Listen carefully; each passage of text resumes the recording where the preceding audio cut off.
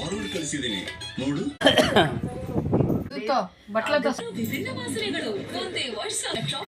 ನೋಡ್ರಿ ಇಲ್ಲಿ ಅಮ್ಮ ಅಡುಗೆ ಮಾಡ್ತಿದ್ದಾರೆ. ಮಾವಿನಕಾಯಿ ಕೆಳಗಡೆ ಎತ್ತಿ ಚಾಪಿ ಎಲ್ಲಿಟ್ಟಿನಿ, ಅದು ದಿಂಬ ಅಲ್ಲಿಟ್ಟಿನಿ. ರೊಟ್ಟಿ ಮಾಡಿ ಊಟ ಮಾಡಿಬಿಡ್ತೀವಿ ಫಟ್ ಅಂತ.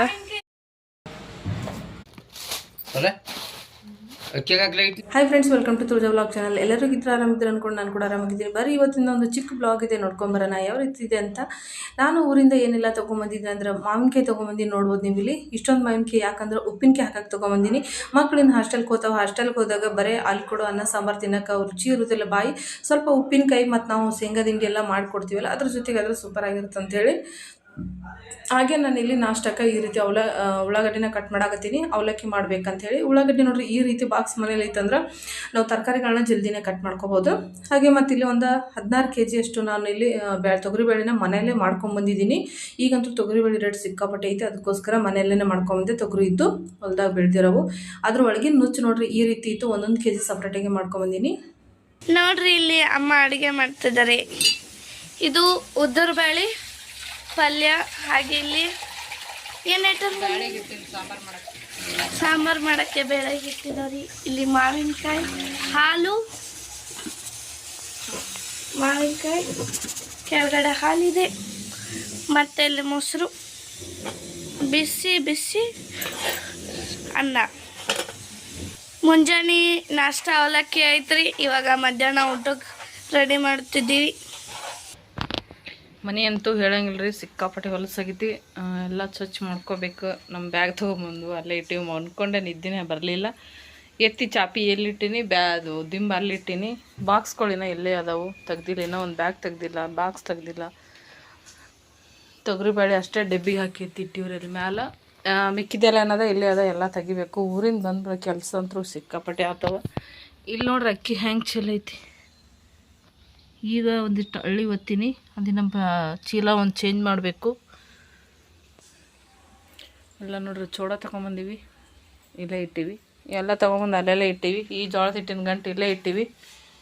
ಎಲ್ಲ ನಾಳೆ ಸರಿ ಮಾಡ್ತೀನಿ ರೀ, ಏನೂ ಸರಿ ಮಾಡೋದಿಲ್ಲ ಇವತ್ತು. ನಾ ಊಟ ಮಾಡ್ತೀನಿ. ಅಡುಗೆ ಮಾಡೀನಿ. ಈಗ ರೊಟ್ಟಿ ಒಂದು ಮಾಡ್ತೀನಿ. ಪಲ್ಯ ಆಗೈತಿ, ಅನ್ನ ಆಗೈತಿ, ಸಾಂಬಾರು, ರೊಟ್ಟಿ 2 ಮಾಡ್ಕೊತೀನಿ. ಚಪಾತಿ ಸೀಕಣಿ ಮಾಡ್ಬೇಕಂದೆ. ಚಪಾತಿ ಹಿಟ್ಟಿಲ್ಲಿ ಸದ್ದ ಹೋಲಿ, ನಾಳೆ ನೋಡ್ಕೊತೀನಿ. ಈ ಸದ್ದ ಏನದ ರೊಟ್ಟಿ ಮಾಡಿ ಊಟ ಮಾಡಿಬಿಡ್ತೀವಿ ಫಟ್ ಅಂತ. ನೋಡ್ರಿ ಅಡುಗೆ ಎಲ್ಲ ರೆಡಿ ಆಯಿತು. ಬರ್ರಿ ಎಲ್ಲರೂ ಊಟ ಮಾಡೋಣ ಅಂತ. ಉದ್ರಬೇಳೆ ಮತ್ತು ಬೇಳೆ ಸಾರು, ಮೊಸರು, ಅನ್ನ, ರೊಟ್ಟಿ ಎಲ್ಲ ರೆಡಿ ಮಾಡಿ. ಚಪಾತಿ ಸೀಕಣಿ ಮಾಡ್ಬೇಕು ಅಂದ್ಕೊಂಡೆ, ಚಪಾತಿ ಹಿಟ್ಟಿರಲಿಲ್ಲ. ಅದಕ್ಕೋಸ್ಕರ ಮತ್ತೆ ನಾಳೆ ತೊಗೊಂಬಂದು ಬೆಳಗ್ಗೆ ಮಾಡೋಣ ಅಂತ ಹೇಳ್ಬಿಟ್ಟು ಇವತ್ತಿಗೆ ಮಾತ್ರ ಇಷ್ಟು ಮಾಡೀವಿ. ಮಧ್ಯಾಹ್ನ ಊಟಕ್ಕೆ ಇದು ರೆಡಿ ಮಾಡಿರೋದು. ಬರ್ರಿ ಎಲ್ಲರೂ ಊಟ ಮಾಡೋಣಂತ. ಜೋಳದ ರೊಟ್ಟಿ ಅಂತಂದ್ರೆ ಎಲ್ಲರಿಗೂ ಫೇಮಸ್ ಅಲ್ಲ. ಅದ್ರಾಗ ಈ ಬೇಸಿಗೆದಿಂದ ರೊಟ್ಟಿ ತಿನ್ನೋದು ಭಾಳ ಒಳ್ಳೇದು ಆರೋಗ್ಯಕ್ಕೆ. ಚಪಾತಿ ಕಾವು ಅಂತ ಹೇಳ್ಬಿಟ್ಟು ರೊಟ್ಟಿ ತಿಂದ್ರನ್ನ ಚಲೋ. ಊರಿಂದ ಮುಂದೆ ತೊಗೊಂಬಂದಿದ್ದು ಎಲ್ಲರೂ ಬುತ್ತಿ ಚಪಾತಿ ಉಳಿದಿದ್ದು. ಸಿದ್ಧಾರ್ಥ ಅದೇ ತಿಂದ. ಅದಾದಮೇಲೆ ಊಟ ಆದಮೇಲೆ ಸ್ವಲ್ಪ ಹೊತ್ತು ಮಲ್ಕೊಂಡು ಎದ್ದು ಆದಮೇಲೆ ಸಾಯಂಕಾಲ ನೋಡ್ರಿದ್ದು ಮತ್ತೆ ಮಾವಿನಕಾಯಿ ಕಟ್ ಮಾಡಕತ್ತೇನೆ. ಅದು ಉಪ್ಪಿನಕಾಯಿ ಹಾಕ್ಬೇಕಂದಲ್ಲ. ಇದು ಕಟ್ ಮಾಡಿ 1-2 ದಿವಸ ಆದರೂ ಒಣಗಿಸ್ಬೇಕಂತ ಹೇಳಿದ್ರು. ನನಗೂ ಗೊತ್ತಿರಲಿಲ್ಲ. ನಮ್ಮ ನಾದಿನಿಗೆ ಮತ್ತು ನಮ್ಮ ಫ್ರೆಂಡ್ ವಿಡಿಯೋ ಕೂಡ ನೋಡಿದೆ. ನಾನು ನೋಡಿಬಿಟ್ಟು ಏನದ ಇದು ಉಪ್ಪಿನಕಾಯಿ ರೆಡಿನ ಮಾಡೋಣ ಅಂತೇಳಿ ಏನು ಮಾಡಕತ್ತೀನಿ ಕೇಳಿದವ್ರಿಗೆ ಹೇಳಿದ್ರು, ಕಟ್ ಮಾಡಿ 1-2 ದಿವಸ ನೀನು ಒಣಗಿಸು, ಆಮೇಲೆ ಏನದ ಉಪ್ಪಿನಕಾಯಿ ಮಾಡು ಚಲೋ ಅಂದ್ರೆ ಒಣಗಿಸೋದಂದ್ರೆ ಬಿಸಿಲಾಗಲ್ರಿ, ನೆಳ್ಳಾಗ ಹಾಕಬೇಕು. ಒಂದು ಅರಿವಿ ಮೇಲೆ, ಕಾಟನ್ ಅರಿವಿ ಮೇಲೆ ನಾವು ಮನ್ಯಾಗ ಹಾಕಿದ್ವಿ ಅಂದ್ರೆ 2 ದಿವಸ ಅದು ಸ್ವಲ್ಪ ಗಾಳಿ ಆಡ್ದಂಗೆ ಆಗ್ತಾವಲ್ಲ. ಆ ಉಪ್ಪಿನಕಾಯಿ ಆ ರೀತಿ ಮಾಡಿ ಹಾಕೋದ್ರಿಂದ ಏನಂದ್ರೆ 1 ವರ್ಷ ಆಗಲಿ 2 ವರ್ಷ ಆಗಲಿ ಉಪ್ಪಿನಕಾಯಿ ಹಾಳಾಗೋದಿಲ್ಲ, ಸೂಪರಾಗಿ ಬರ್ತೈತಿ. ಆದರೆ ನಾನು ಫಸ್ಟ್ ಟೈಮ್ ನನ್ನ ಕೈಯಾರ ನಾನು ಉಪ್ಪಿನಕಾಯಿ ಮಾಡ್ತಾ ಇರೋದು, ಕಟ್ ಮಾಡ್ತಾ ಇರೋದು ಮಾವಿನಕಾಯಿ. ನಾನು ಯಾವತ್ತೂ ಉಪ್ಪಿನಕಾಯಿ ಹಾಕಿಲ್ಲ. ಮತ್ತು ಮಾವಿನಕಾಯಿ ಕೂಡ ನಾನು ಯಾರಿಗೂ ಕಟ್ ಮಾಡಿ ಕೂಡ ಕೊಟ್ಟಿಲ್ಲ. ಅಂದರೆ ಕೆಲವೊಬ್ಬೊಬ್ಬರ ಕೈಯಲ್ಲಿ ಬರೀ ಮಾವಿನಕಾಯಿ ಕಟ್ ಮಾಡಿದ್ರು ಕೂಡ ಉಪ್ಪಿನಕಾಯಿ ಹಾಳಾತಾವ ಅಂತ ಹೇಳ್ತಾವ್ರ. ಆದ್ರೆ ನನಗೆ ಗೊತ್ತಿಲ್ಲ ರೀ, ನಾನು ಫಸ್ಟ್ ಟೈಮ್ ಮಾಡ್ತಾ ಇರೋದು. ಏನಾಗುತ್ತಾ ಆಗಲಿ ಗೊತ್ತಿಲ್ಲ. ಫಸ್ಟ್ ಗೊತ್ತಾಗಬೇಕಲ್ರಿ ನಮ್ಗೆ, ಹೆಂಗೆ ಆಕೈತಿ ನಮಗೂ ಗೊತ್ತಾಗಬೇಕಲ್ಲ. ಅದಕ್ಕೋಸ್ಕರ ನಾನು ಏನು ಮಾಡಾಕತ್ತೀನಿ, ಫಸ್ಟ್ ಟೈಮ್ ಇದನ್ನು ಕಟ್ ಮಾಡಿ ಹಾಕೋನು ಮತ್ತು ಏನಾಕೈತಿ ಗೊತ್ತಾಕೈತಿ ಅಂತ ಹೇಳ್ಬಿಟ್ಟು ಕಟ್ ಮಾಡಿದೀನಿ ರೀ. ನೋಡಿ ಈ ರೀತಿ ಕಟ್ ಮಾಡಿ ಒಂದು ಪುಟ್ಟಿನೇ ಆಗ್ಯಾವು. ಈ ರೀತಿ ನಾನು ಕಟ್ ಮಾಡ್ಕೊಂಡಿನಿ. ದೊಡ್ಡ ಸಣ್ಣ ಎಲ್ಲನೂ ಕಟ್ ಮಾಡಿದ್ದೀನಿ. ಒಳಗಿನ ವಟಾಳಿ ಮತ್ತು ಸಿಪ್ಪಿ ಎಲ್ಲನೂ ತೆಗ್ದಿನಿ. ಒಳಗೊಂದು ಪದ್ರ ಸಿಪ್ಪಿ ಹೊರ್ತಿತ್ತು, ಅದನ್ನೂ ಇರಬಾರ್ದು ಅಂತ ಹೇಳಿದ್ರು ನನ್ನ ಫ್ರೆಂಡ್. ಅದಕ್ಕೋಸ್ಕರ ಅದು ಕೂಡ ನಾನು ತೆಗೆದೆ. 3 ಜನ, ಒಬ್ಬರು ಫ್ರೆಂಡ್ದು ವಿಡಿಯೋ ನೋಡೀನಿ, ಒಬ್ಬ ಫ್ರೆಂಡ್ದೆಲ್ಲ ಹೇಳಿದ್ದು ಕೇಳೀನಿ. ನಮ್ಮ ನಾದಿನಿ ವಿಡಿಯೋನು ನೋಡಿಬಿಟ್ಟು ನಮ್ಮ ನಾದಿನಿ ಮಾತನ್ನು ಕೇಳಿ ಒಟ್ಟು ಅದ್ಲಿ ಬದ್ಲಿ ಎಲ್ಲ ಮಾಡ್ಕೊಂಡು ಉಪ್ಪಿನಕಾಯಿ ರೆಡಿ ಮಾಡೋಕ್ಕಂತೂ ಇಟ್ಟೀನಿ. ನೋಡಿರಿ ಇವಾಗ ಬಂದ ಮೇಲೆ ನೋಡಿರಿ, ಊರಿಂದ ಬಂದ ಮೇಲೆ ಮನ್ಯಾಗ ಏನು ಇದ್ದಿದ್ದಿಲ್ಲ, ಎಲ್ಲ ಖಾಲಿ ಆಗಿತ್ತು. ಮನೆ ಬಿಟ್ಟು ಹೋದ್ರೆ ಹೀಗೆ ನೋಡಿರಿ, 1 ತಿಂಗಳು ಹೋಗಿದಂಗೆ ಆಗಿತ್ತು, ಎಲ್ಲ ಖಾಲಿ ಆಗಿತ್ತು. ಬಂದ ಮೇಲಿಂದ ಇವತ್ತು ಹೋಗಿ ಎಲ್ಲನೂ ತೊಗೊಂಬಂದ ನೋಡ್ರಿ. ದೀಪಕ್ಕೆ ಎಣ್ಣೆ ಇದ್ದಿದ್ದಿಲ್ಲ, ಎಣ್ಣೆ ಬಿಸ್ಕೆಟ್ ಅಂತೂ ನಮ್ಮ ಮನ್ಯಾಗ ಬೇಕಾ ಬಿಸ್ಕೆಟ್ ಇಲ್ಲಾಂದ್ರೆ ನಡೆಯಲ್ಲ. 2 ಪ್ಯಾಕೆಟ್ ಬಿಸ್ಕೆಟ್ ತಂದಾರ, ಮತ್ತು ಸಾಬೂನು ತೊಗೊಂಬಂದಾರ. ಬೆಲ್ಲ, ಚಾದ ಬೆಲ್ಲ, ಇದು ಚಾಕ್ ಬೇಕಾ. ಸಕ್ಕರೆ ಅಂತೂ ಬಳಸೋದು ಬಿಟ್ಟಿವಿ ನಾವು. ಚಾಕ್ ಬೇಕಾಕೈತಿ. ಮತ್ತು ಆಮೇಲೆ ಕೊಬ್ಬರಿ ಉಂಡೆ ಮಾಡೋಣ ಅಂತ ಅಂದ್ಕೊಂಡಿನಿ. ಅದಕ್ಕೂ ಆಗ್ತದೆ ಅಂತೇಳಿ 2 kg ಬೆಲ್ಲನ ತರಿಸೀನಿ. ಶೇಂಗದ ಕಾಳು ಅಂತೂ ಬೇಕು ಪಲ್ಯಕ್ಕೆ. ನಮ್ಗೆ ಶೇಂಗದ ಕಾಳು ಇಲ್ಲಾಂದ್ರೆ ನಡೆಯೋದೇ ಇಲ್ಲ.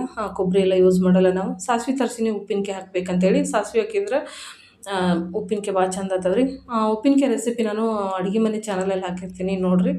ನಾನು ಮಾಡಿದ್ದಂಥ ರೀತಿ ಅಂತೂ ಸೂಪರಾಗಿರ್ತೈತೆ ಅಂತ ಅಂದ್ಕೊಂಡೀನಿ. ಯಾಕಂದ್ರೆ ಫಸ್ಟ್ ಟೈಮ್ ನಾನು ಉಪ್ಪಿನಕಾಯಿ ಮಾಡಿದ್ದೆ. ಎದ್ರದಂದ್ರೆ ನಿಂಬಿಕಾಯಿ ಉಪ್ಪಿನಕಾಯಿ ಮಾಡಿದ್ದೆ. ಅದನ್ನು ಫಸ್ಟ್ ಟೈಮೇ ಮಾಡಿದ್ದೆ.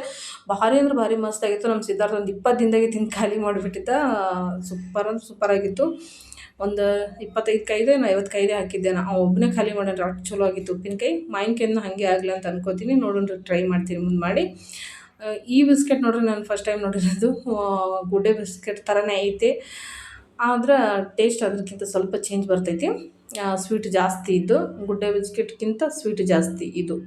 ನೋಡಿದ್ರಲ್ಲ ಫ್ರೆಂಡ್ಸ್, ಈ ಚಿಕ್ಕ ಬ್ಲಾಗು ಇಷ್ಟ ಆಗಿತ್ತು. ನಿಮ್ಗೇನಾದರೂ ಈ ಬ್ಲಾಗಲ್ಲಿ ಇಷ್ಟ ಆಗಿದ್ರೆ ಪ್ಲೀಸ್ ಒಂದು ಲೈಕ್ ಮಾಡಿ. ಹಾಗೆ ಹೊಸಬ್ರು ಯಾರೆಲ್ಲ ಚಾನಲ್ನ ನೋಡ್ತಿದ್ರೆ ಸಬ್ಸ್ಕ್ರೈಬ್ ಮಾಡ್ಕೊಂಡು ನೋಡಿ ಅಂತ ಕೇಳ್ಕೊತೀನಿ. ಇದೇ ರೀತಿ ಹೊಸ ಬ್ಲಾಗ್ಗಳನ್ನ, ವಿಡಿಯೋಗಳನ್ನ ಹಾಕ್ತಾ ಇರ್ತಾನೆ, ನೋಡ್ತಾ ಇರಿ. ಹಾಗೆ ನಮ್ಮ ಹಳ್ಳಿ ಶೈಲಿಯ ಜೀವನದ ಒಂದು ವಿಡಿಯೋಗಳನ್ನ ಇದ್ದಾವೆ, ಹಿಂದೆ ಹೋಗಿ ನೋಡ್ಕೊಂಬನ್ನಿ ಫ್ರೆಂಡ್ಸ್. ಮತ್ತೆ ನೆಕ್ಸ್ಟ್ ವಿಡಿಯೋದಿಂದ ಸಿಗ್ತೀನಿ. ಎಲ್ಲರಿಗೂ ನಮಸ್ಕಾರ.